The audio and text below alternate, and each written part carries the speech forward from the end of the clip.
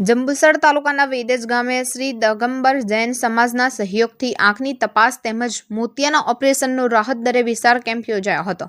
આ કેમ્પ વેદેજ પ્રાથમિક કુમાર શાળાના પરિસરમાં યોજાયો હતો.